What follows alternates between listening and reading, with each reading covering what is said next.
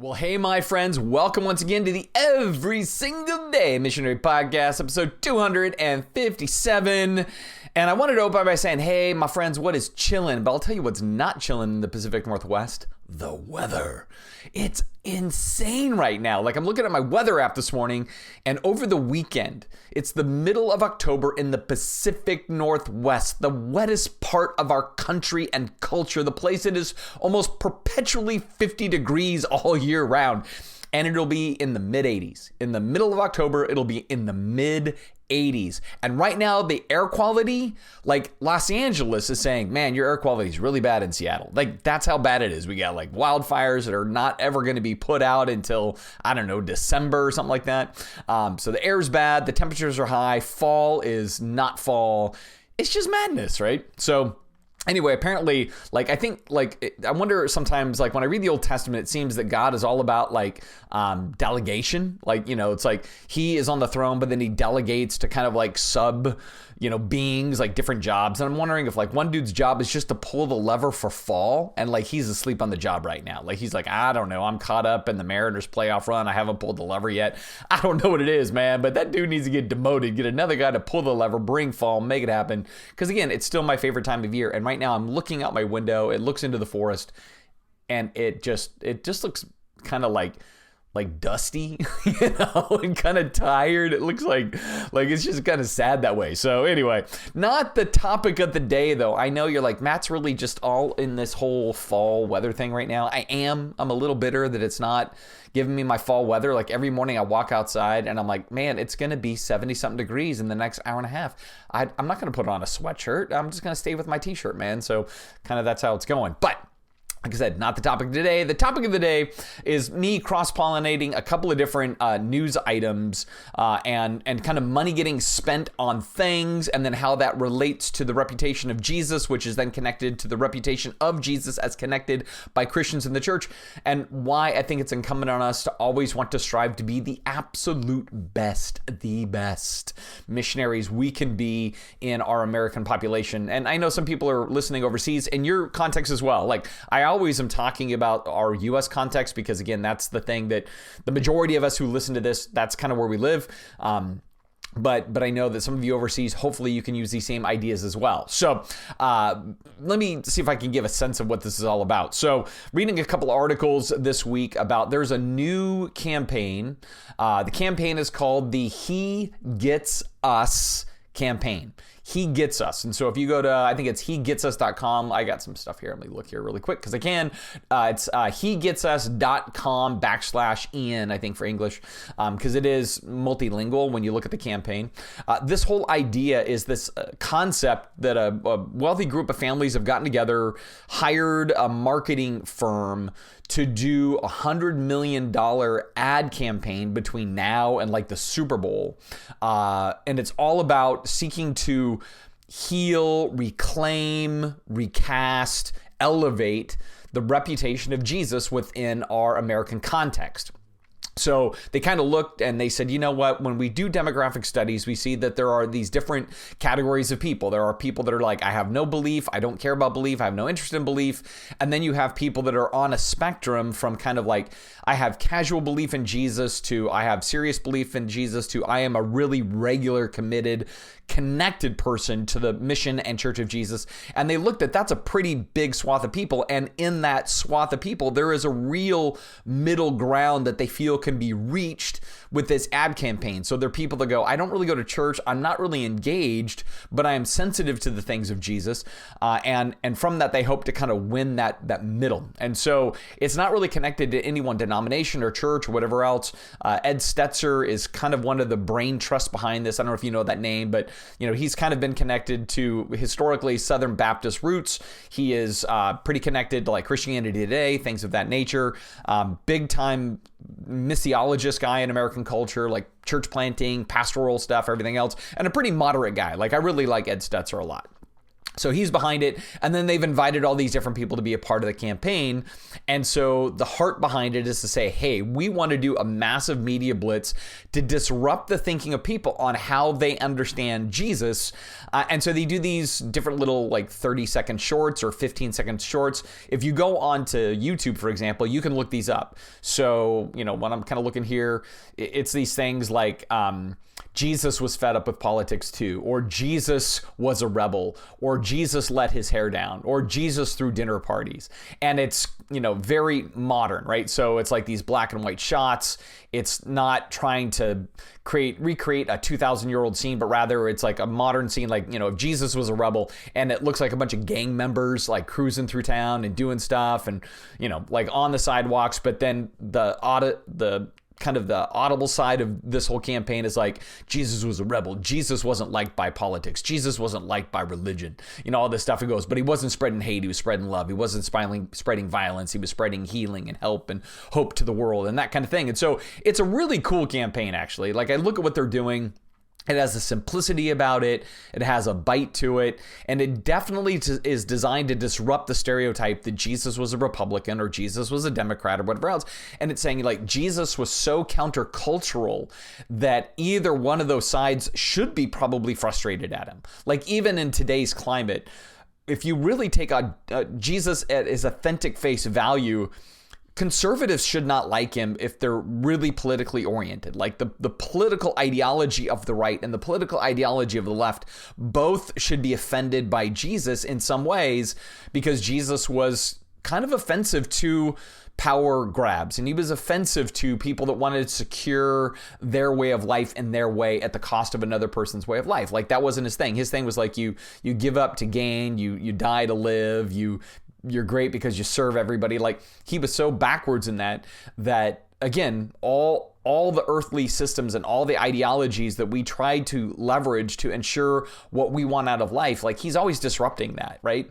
And so the campaign is kind of geared around that. So they're going to be doing things in billboards and things on television. It's going to actually have a Super Bowl ad that's connected to this whole campaign. And so a big spending thing. And the heart behind this is that as they look at that mushy middle and they go, well, why is the mushy middle turned off? And they go, well, fundamentally, they're turned off because of Christians, that what Christians do and how Christians sound and how political Christians seem to be nowadays seems to run contrary to what is assumed of Jesus.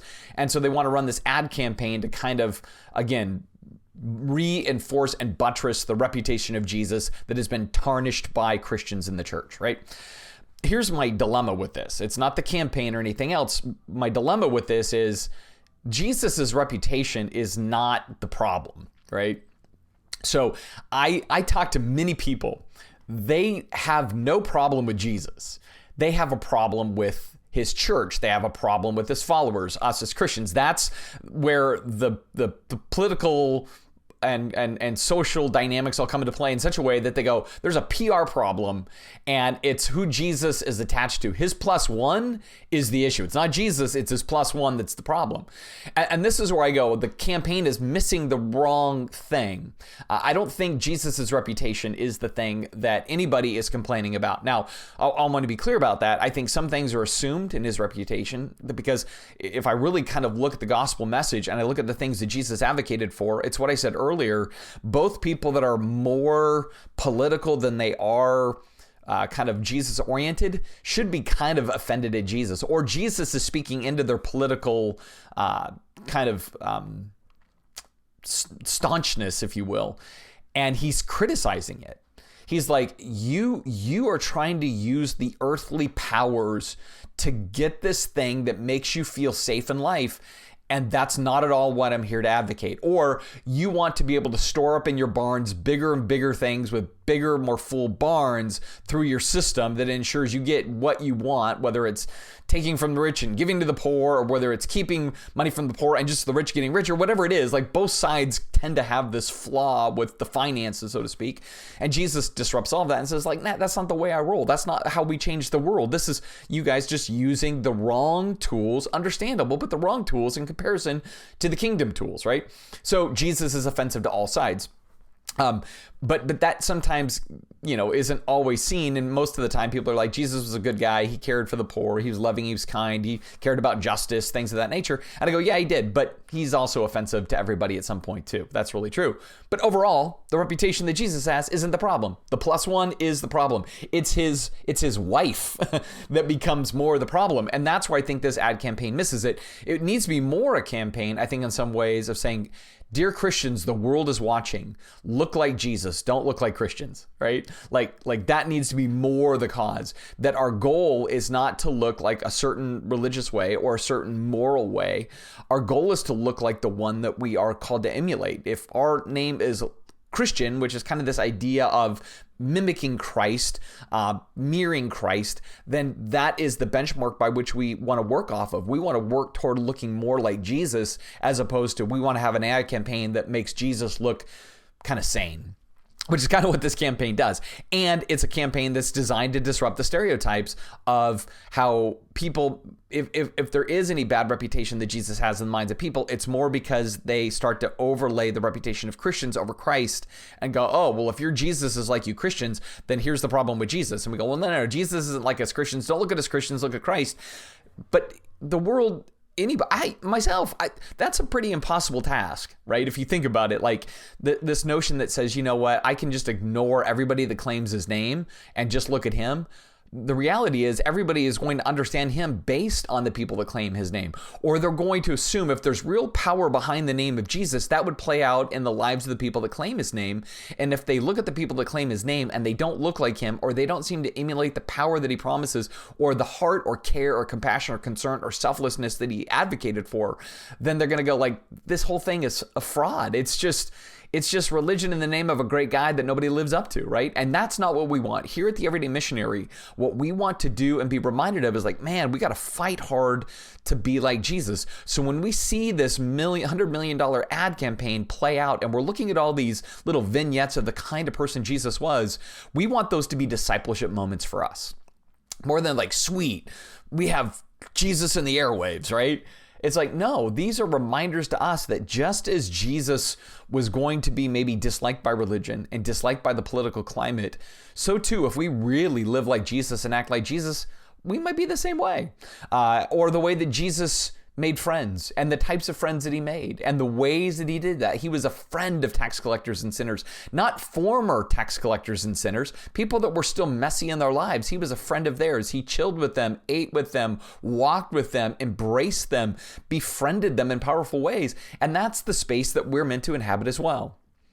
Now, I say all of this in relationship then to another campaign that is rolling out right now from the Faith and Freedom Coalition.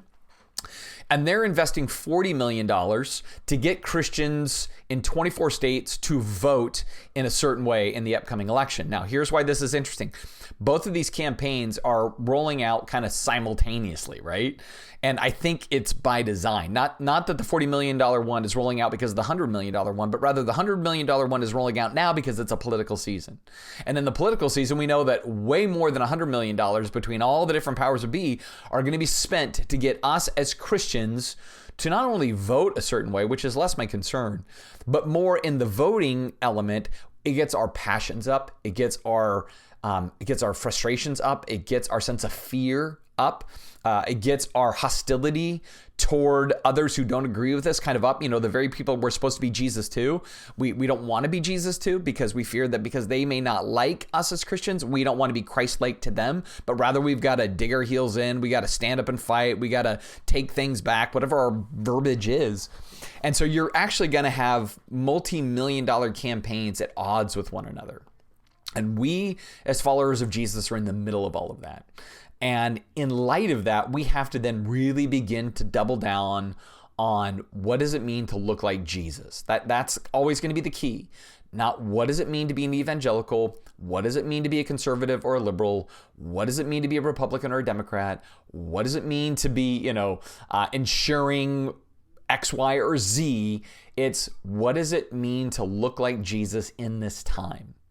And as his +1, what do we need to do so that people don't continue to have a reason for saying, you know what, I like Jesus, but I don't like his people, so I won't really thoroughly engage with Jesus, because that would mean engaging with his people, because that's true, right? If we said you want to be really serious about following Jesus, then you get plugged into a local church, you get plugged into a community of faith, you do the things of Christian discipline. But the problem is, if they're like, man, I dig Jesus, but I don't dig his +1 because his +1, they get all riled up about stuff and it doesn't look like Jesus to me, then we're massively failing and we're hurting the reputation of Jesus more than helping it by far, and we're missing what our calling is. And so my challenge as we go into this new season and we think about $100 million being spent to rescue the reputation of Jesus, all the while knowing that his reputation's fine, it's our reputation in light of his reputation that's the problem. If we want to remove people's excuses, we need to change our behaviors, right? As much as possible. And I'm not saying all of us are failing at this or all of us are bad at this or whatever else. I mean, I'm still learning and trying to grow. There's still things that I do and I say and I advocate that I go, is that really as ideal as it should be? Is that what Jesus would have me most do? Does that look like grace and truth, or does that look like something else? See, because that's the thing we really want to fight for. We don't want to fight for our culture. We don't want to fight for our society. We don't want to fight to keep people that we disagree with from advancing their causes. We want to be even more persuasive, more compelling, more thoughtful. We want to be out loving the love crowd. We want to out grace the grace crowd. We want to out forgive the alleged forgiving crowd. We want to out tolerate the tolerant crowd, because that's the stuff of the gospel. That's the stuff of Jesus. And I believe the more that we as his followers can look like him, the more it removes reasons off the plate for people to say, this is why I don't engage this. This is why I don't engage Christianity or the church, because you people, you make it messy, right? Because part of the problem for me is always, I think there's personalities out there and they like different kinds of pastors for different kinds of things. And I think some kind of personalities out there, they like the pastors that rail against the populace and they rail against the public and they rail against the left and all these things, because it makes us feel like then we're right and they're wrong. And I'm not that guy. I'm the one that's I think people have plenty of really valid reasons for not wanting to be a part of Christianity because of what we Christians have done. We do, we say, we advocate, we vote for, we push for, the tone we have, the attitudes we share, all that stuff is like the millstone stuff that I talk about so often. We do things that cause people to not want to be a part, not because they're rejecting Jesus at face value, but they're rejecting us as his followers because they see the disconnect. And this is the thing that we want to reconnect. We want to connect our displays and demonstrations and lives with the one who has given us life, right? Because that's what it comes down to. Our old selves is dead. We have a new life in him, but that means looking like him, living like him, and loving like him to everybody in our sphere of influence, right? Whether we're doing things on social media, whether we're doing things in public communication, whether we're doing things in the community, whether it's just treating a server well at the restaurant, being kind to the checker at the Safeway, whatever the thing is, it's just laboring extra hard to say, man, every day in every way, I'm meant to be a missionary. First and foremost, it's not about my being put out by somebody not treating me the way I think they should treat me or whatever else, because Jesus speaks to all that too, right? It's us fighting to say, all right, He commissions us to a distinctive way of life. And maybe we haven't been doing that well, but to do it well removes excuse off the plate. And maybe even in that gives inspiration for people to want to engage that haven't engaged up to this point because they've seen the problems that they do. And so, as I think about $100 million being spent to buttress the reputation of Christ, I go, every time I see one of these ads, every time I come across one of these billboards or whatever it is, I want to stop and go, am I helping his reputation? Or am I hurting his reputation? Or maybe more to the point, he already has a really good reputation in the minds of people, but they don't want to hang out with his +1. They don't want to hang out with his wife because, well, she's really different than him, right? It's like a dinner party pair that you want to invite over, but you're like, he's rad, she's difficult. That's going to make the dinner party a bummer. Well, that's kind of the same thing here, right? We want to be the best +1, the best bride possible, because the one we follow, he's so rad. And in that, his reputation is already so solid. And we want to bring our reputation up to match his reputation up. And from that, people can see what Jesus is really like, how he really changes people. And from that, my friends, we will be effective, everyday missionaries.